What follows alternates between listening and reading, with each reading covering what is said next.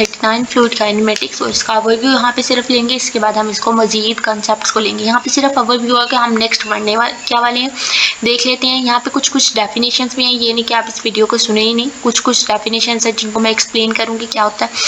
Fluid kinematics एक ऐसा fluid की मोशन ऐसी स्टडी है जिसके अंदर हम सिर्फ फ्लूइड की मोशन को देखते हैं।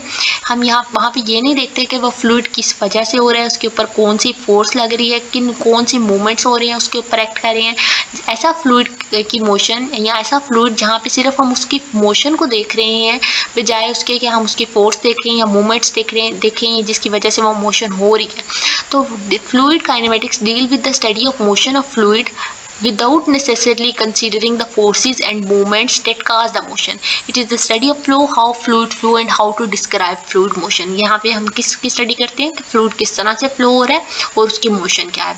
यहाँ पे हम डिफरेंट कंसेप्ट देखने वाले हैं फ्लूइड को फ्लो होने के लिए। अब आपके पास डिफरेंट कंसेप्ट जैसे मटेरियल डेरिवेटिव अभी हम समझेंगे। इसके बाद नेक्स्ट उसके बाद conservation equation from the Lagrangian description of fluid flow and to the Eulerian description. अब लैग्रांजियन और आइलेरियन को मैं थोड़ा सा एक्सप्लेन कर देती हूँ आपको। यहाँ पे पूल जो भी शो हो रहा है फिशेस का, इसके अंदर आपको डिफरेंट कई ज़्यादा फिशेस शो हो रही हैं। अब क्या है कि आप Lagrangian description of fluid flow क्या कहता है कि हम इसके अंदर हर जो भी आपके पास जिसकी भी सिस्टम का आपने फ्लूइड का फ्लो चेक करना है, हम उसके हर ईच एंड इंडिविजुअल पार्टिकल का जब हम फ्लूइड का फ्लो चेक करते हैं, मैं फॉर एग्जांपल अब हर फिश का अगर चेक करती हूँ फ्लूइड वो किस तरह से फ्लो कर रही है, तो अगर मैं हर पार्टिकल का चेक कर रही हूँ तो वो मेरे पास क्या है, लैग्रांजियन है। और अगर मैं आइलेरियन की एग्जांपल लूँ तो मैं इसी पूल को के अंदर ये जो आपको साथ में पूल शो हो रहा है इसको क्या करूँगी, इसके अंदर मैं एक कंट्रोल वॉल्यूम फिक्स, इसका मतलब कि एक वॉल्यूम फिक्स कर लूँगी। अब उसके अंदर जितने भी आपके पास फिशेज आ रही हैं, अब मैं इस कंट्रोल वॉल्यूम के अकॉर्डिंग अगर उसका फ्लूइड का फ्लो चेक करूँगी तो मेरे पास वो कौन सी डिस्क्रिप्शन होगी, आइलेरियन डिस्क्रिप्शन होगी। Yes ways to visualise flow fields. अब आपके पास यहाँ पे वेरियस वेज हैं जहाँ पे हम फ्लो की फील्ड को देखेंगे, जैसे कि आपके पास streamline, streakline, pathline, timeline. ये बहुत इंपॉर्टेंट कॉन्सेप्ट है इसलिए इसको हम नेक्स्ट इंशाल्लाह देखेंगे कैसे स्ट्रीम लाइन फ्लो होता है, स्ट्रीक लाइन कैसे होता है। इसके बाद हम यहाँ पे डिस्क्राइब करेंगे 3 ways to plot flow data. हमारे पास फ्लो का जो डाटा है वो किस तरह से, प्रोफाइल क्या हो रही है, वेक्टर प्लॉट क्या है, कॉन्टूर प्लॉट क्या है, सारी डेफिनेशंस देखेंगे। वो explain 4 fundamental kinematics properties of fluid motion. आपके पास फ्लूइड मोशन की 4 फंडामेंटल प्रॉपर्टीज हैं जिसके अंदर rate of translation, rotation, linear strain rate, shear strain rate है। फिर वर्टोसिटी, रोटेशनलिटी, इरोटेशनलिटी का कांसेप्ट है, रेनॉल्ड्स नंबर बहुत इंपॉर्टेंट टॉपिक है, ये देखेंगे आपके पास पेपर में भी आ सकता है। इसके बाद emphasizing its role in the transformation equation of motion for those following a system of those pertaining to fluid flow into and out of control volume, material derivative, Reynolds number। उसके बाद आपके पास यहाँ पे प्रेशर फील्ड और velocity field का concept है। Pressure field is a scalar field variable for general unsteady 3-dimensional fluid flow in Cartesian coordinate system के अंदर। अगर वो प्रेशर की वैल्यू को इस तरह से एक्सप्रेस करता है, आपके पास 3-dimensional फ्लो है, फॉर एग्जांपल आपके पास ये जो फ्लो है कुछ इस तरह से हो रहा है, 3-dimensional है, ये इसका एक्स कंपोनेंट, ये वाई, ये जेड कंपोनेंट और ये इसका टाइम का कंपोनेंट, केवल एक्स कंपोनेंट में कितने टाइम में जो है फ्लूइड फ्लो कर रहा है। तो ये आपके पास एक स्केलर फील्ड होती है और इसके कार्टेशियन कोऑर्डिनेट के अंदर 3-dimensional अनस्टेडी फ्लो के अंदर आपके पास ये प्रेशर का कंपोनेंट। इसी तरह से वेलोसिटी जो होता है एक वेक्टर फील्ड कंपोनेंट है, इसके अंदर सिमिलर फैशन में हमको कहता है कि अगर हम इसको कार्टेशियन कोऑर्डिनेट सिस्टम के अंदर देखें तो v is the velocity of vector field है, तो इसके ऊपर ये वेक्टर हेड लगा हुआ है। इसके बाद वेलोसिटी एक्स वाई जी कंपोनेंट में 3-dimensional और इसके साथ टाइम का कंपोनेंट यहाँ पे लिखा गया।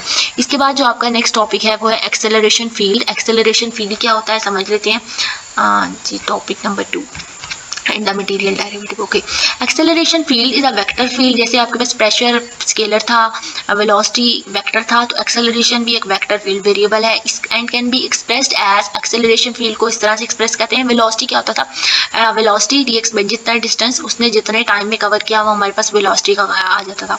और अगर हम उस वेलोसिटी के कंपोनेंट का अगेन डेरिवेटिव ले लेते तो हमारे पास एक्सेलरेशन आ जाता था। लेकिन अब हम पे एक्सेलरेशन फील्ड की बात करें फ्लूइड काइनेमेटिक्स के अंदर, तो हम यहाँ पे उसकी एक्सेलरेशन देखेंगे।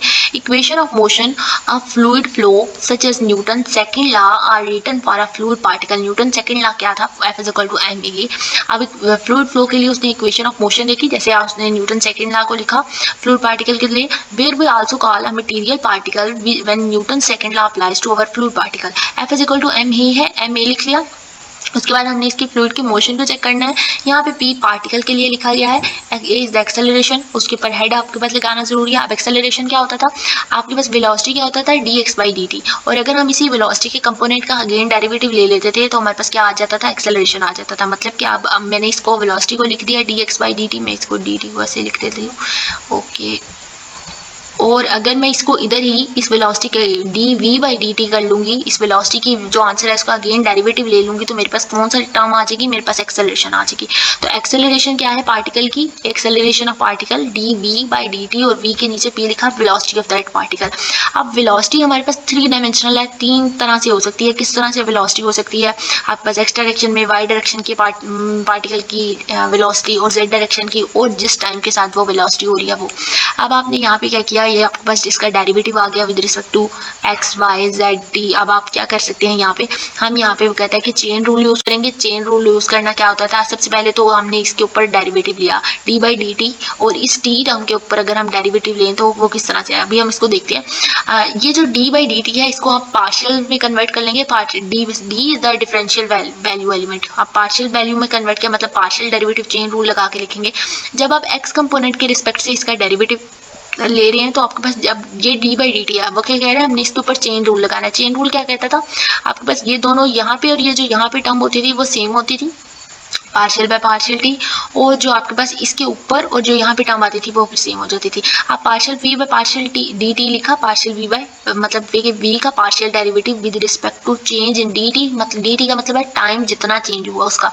पार्शियल वी बाय पार्शियल, यहाँ पे आप डी लिख लें, डी टी लिखेंगे। अब आप एक्स कंपोनेंट का लिख रहे हैं तो यहाँ पे हम लिखेंगे डी एक्स पी, और यहाँ पे भी पार्शियल एक्स पी। इसी तरह से जब आप वाई कंपोनेंट का लिखेंगे तो पार्शियल वी और डी टी इधर, ये दोनों आपके पास partial we by partial d t हो गया, यहाँ पे ये टर्म आ गई, और ये दोनों कंपोनेंट्स यहाँ पे सेम होंगे। इससे पहले मैंने यहाँ पे इन दोनों कंपोनेंट्स को सेम कह दिया, इसने आपने ये वाला कंपोनेंट दोनों सेम। इसी तरह से जेड कंपोनेंट के अलावा partial V by D T इधर, और partial Z P by Z P. अब जब आप टाइम के कंपोनेंट के ऊपर इसी तरह से चेन रूल लगाएंगे तो आपके पास यहाँ पे partial V by partial T होगा, और आपके पास यहाँ पे भी आपके पास कौन सी टर्म आएगी, टाइम की रिस्पेक्ट से डेरिवेटिव ले रहे हैं तो पार्शियल टी, और यहाँ पे भी कौन सा कंपोनेंट आएगा, पार्शियल टी आएगा। तो ये पार्शियल टी और पार्शियल टी दोनों कैंसिल हो जाएंगे, तो आपके पास सिर्फ partial V by partial T रहेगा। अब आपके पास पूरा एक्सप्रेशन एक्स वाई जेड और टाइम के अकॉर्डिंग आ गया है। अब ये जो एक्स वाई जेड आपके पास ये जो डायरेक्शंस हैं 3 डायमेंशनल हमारे पास इसकी मूवमेंट हो रही है कार्टेशियन में, तो हम अगर हमारे पास एक्स कंपोनेंट है तो मतलब आप यू डायरेक्शन में मूव कर रहे हैं, वाई है तो मतलब आपके पास वी, और जेड है तो डब्ल्यू डायरेक्शन में। अगर हमारे पास जो वो कहता है कि अगर velocity you V W direction में हो, मतलब कि आपका जो यू कंपोनेंट है वो क्या मैंने आपको बताया, अगर एक्स है एक्स डायरेक्शन में मूव कर रहे हैं तो एज अ यू ले रहे हैं, फिर वाई में है तो एज अ वी ले रहे हैं। तो आपके पास ये जो एक्स कंपोनेंट आया है इसको हम क्या कह सकते हैं, यू कह सकते हैं। D X derivative of X component with respect to D T, ये वाला कंपोनेंट इसको हमने यू कह दिया, सिर्फ इस टर्म को। इसी तरह से इस टर्म को सिर्फ वी कह दिया, और इस वाली टर्म को सिर्फ डब्ल्यू कह दिया। तो आपके पास यू वी डब्ल्यू 3 वैल्यूज आ गई, U V W are X Y Z component of velocity. Equation 1 is now can be written as, अब आप बाकी सारी टर्म्स को इसी तरह रहने दें, यहाँ पे यू, यहाँ पे वी, यहाँ पे डब्ल्यू लिख रहे हैं, तो partial we by partial d, u partial we by partial x, v partial we by partial y, और डब्ल्यू partial we by partial z. तो हमारे पास एक्सेलरेशन की जो इक्वेशन आ गया वही आ गया। अभी आप इसको क्लोज करके भी लिख सकते हैं।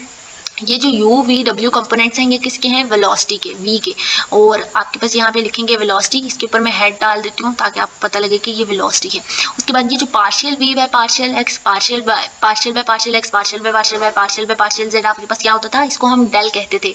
ये इस डेल डेरिवेटिव लेना है, हम कह रहे हैं कि डेल की वैल्यू जो होती थी वो partial by partial X, partial by partial Z है। अब ये किसका डेरिवेटिव है, यहाँ पे आपके पास ये तीनों में एक ही टर्म है, जिसको कौन सी टर्म है, वी। तो मैं डेल वी लिखने लगी हूँ, मतलब कि वी डॉट डेल वी। मैंने इसको जब क्लोज किया तो इस यू वी और डब्ल्यू कंपोनेंट को क्या लिखा, वी लिखा, पार्शियल वाली partial by partial X, partial by partial Z को डेल लिखा, और ये जो वेलोसिटी वाला वेक्टर कंपोनेंट है ये इसको एज इट इज लिख दिया। ये हमारे पास सिर्फ इतनी टर्म का आया। और ये जो partial we by partial T है इसकी वैल्यू को भी हम जो है वो क्लोज करके लिख सकते हैं। अभी हम नीचे देख लेते हैं, फिर देखते हैं। ये टर्म्स आपके पास आ गई हैं, partial we by partial t as it is आ गया, वी डॉट डेल लिखा, और ये जो वी इन तीनों के अंदर था उसने कॉमन करके एक्सपायर कर दिया। और जो हमारे पास वेलोसिटी का कंपोनेंट क्या है वो u, v और w का सम है। डेल की वैल्यू पार्शियल एक्स ग्रेडियंट या डेल ऑपरेटर इसको कहते हैं, और जो v डॉट डेल है ये हमारे पास ये कंपोनेंट आ गया। और आपके पास यहाँ पे ये जो दो कंपोनेंट आए हैं partial v by partial t और v dot del into V, यहाँ पे इन दोनों को कुछ कहा जाता है। आपके पास ये जो partial v by partial t component है इसको लोकल एक्सेलरेशन कहते हैं, और ये जो v dot del into V है इसको एडिक्टिव एक्सेलरेशन कहते हैं, या एडवेक्टिव एक्सेलरेशन कहते हैं, या कन्वेक्टिव एक्सेलरेशन कहते हैं। अब लोकल एक्सेलरेशन और आपके पास दो टर्म्स आई हैं, एडवेक्टिव या कन्वेक्टिव एक्सेलरेशन। अब ये जो लोकल एक्सेलरेशन होती है ये क्या होती है, local acceleration and is non zero only for unsteady flow.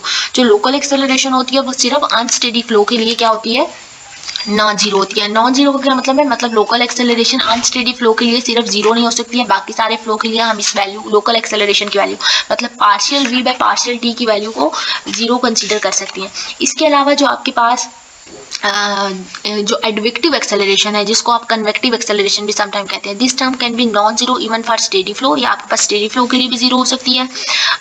It accounts for the effect of fluid particle moving to a new location where the velocity field is different. अब आपके पास जो convective acceleration है ये part कहाँ पे आता है, ये सिर्फ हमारे पास फ्लूइड उस टाइम पे हमारे पास ये इफेक्ट करती है जब फ्लूइड एक का फ्लो एक न्यू लोकेशन में, फॉर एग्जाम्पल अगर हमारे पास फ्लूइड की डायरेक्शन पहले ये थी और अगर आप फ्लूइड इस डायरेक्शन में मूव करने लग पड़ा तो हम उस टाइम पे इसकी वेलोसिटी उसकी जो वेलोसिटी है फिर वो भी डिफरेंट आएगी, और उस टाइम पे हमारे पास ये जो एक्सेलरेशन उसको हम क्या कह रहे हैं, कन्वेक्टिव एक्सेलरेशन कह रहे हैं। अब जो लोकल एक्सेलरेशन थी वो सिर्फ नॉन जीरो थी अनस्टेडी फ्लो के लिए। तो अनस्टेडी फ्लो कौन सा था, वो फ्लो जो वक्फे से बदलता रहता था, टाइम के साथ साथ चेंज होता रहता था। अगर हमारा टाइम चेंज होता था तो उसकी वेलोसिटी भी चेंज होती थी या उसकी फ्लूइड प्रॉपर्टीज भी चेंज होती थी, तो उसको हम अनस्टेडी फ्लो कहते थे। तो लोकल एक्सेलरेशन अनस्टेडी फ्लो के लिए नॉन जीरो है। एडवेक्टिव एक्सेलरेशन किन टर्म के लिए नॉन जीरो है, steady flows, even for steady flows. उसके बाद आपके पास मटेरियल डेरिवेटिव का कंपोनेंट है, इसी के अंदर कवर करने की कोशिश करते हैं क्योंकि उससे रिलेट करता है। अब देखिए जो लास्ट टाइम हमने इसके एक्सेलरेशन की वैल्यू लिखी है इसी को ले रहा है। The total derivative operator is given a special name. आपके पास जो टोटल डेरिवेटिव है उसको इसने एक स्पेशल नेम दे दिया जिसको मटेरियल डेरिवेटिव। मटेरियल डेरिवेटिव के काफी ज्यादा नेम है, टोटल डेरिवेटिव कहते हैं, मटेरियल डेरिवेटिव कहते हैं, Eulerian derivative, substantial derivative, Lagrangian derivative. तो आपके पास यहाँ पे काफी ज्यादा मटेरियल डेरिवेटिव के नेम नीचे भी लिखे हुए हैं। It is assigned a special notation d by dt in order to emphasize that is formed following a fluid particle it moves through the flow field.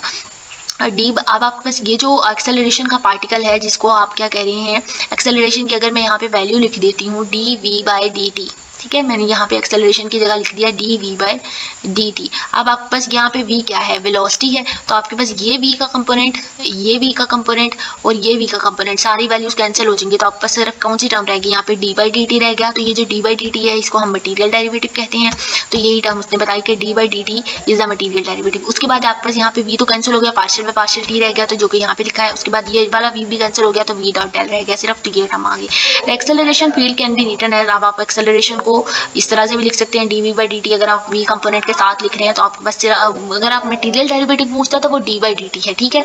लेकिन अगर वो आपको कह रहे हैं कि एक्सेलरेशन फील्ड लिखें, पूरा एक्सेलरेशन बताएं, तो आपने ये सारी टर्म लिखनी है। अगर मटेरियल डेरिवेटिव पूछ रहा है तो उसके अंदर से v वाली टर्म को कॉमन लेके कैंसिल कर दें तो आपके पास मटेरियल डेरिवेटिव आ जाएगा, जिसको हम सब्सटेंशियल, आयलेरियन, लैग्रांजियन डिफरेंट नेम्स है उसके कहते हैं। आपके पास यहाँ पे आपके ये वाले हैंडआउट्स के अंदर कुछ इसी तरह से एक्सेलरेशन फील्ड को उन्होंने एक्सप्लेन किया, सेम यही चीजें हैं। एडवेक्टिव एक्सेलरेशन जो होती है वो नॉन लीनियर होती है, एक्स्ट्रा बात है, लीनियर नहीं होती है, नॉन लीनियर होती है, मतलब कि एक लाइन में उसका फ्लो नहीं होता। उसके यहाँ जैसे उसने यहाँ पे आपको बता दिया था कि नॉन लीनियर, एक ये टर्म यहाँ पे आ गई, और ये वाली बात जो उसने लिखी है कि it accounts for the fluid particle moving to a new location. अगर वो किसी और मोशन, फ्लूइड जो है किसी और मोशन में हो जाए, किसी और डायरेक्शन में हो जाए। इसके बाद जो उसके नेम्स हैं वो बता दिए हैं। और यहाँ पे अगर फिर भी कोई एक्स्ट्रा टर्म जो आपको यहाँ से समझनी है आप मुझे इंस्टा के थ्रू कांटेक्ट करके समझ लें। अभी तक के लिए इतना ही। वीडियो अच्छी लगे लाइक करें, चैनल को सब्सक्राइब करें, अपने फ्रेंड्स के साथ शेयर करें।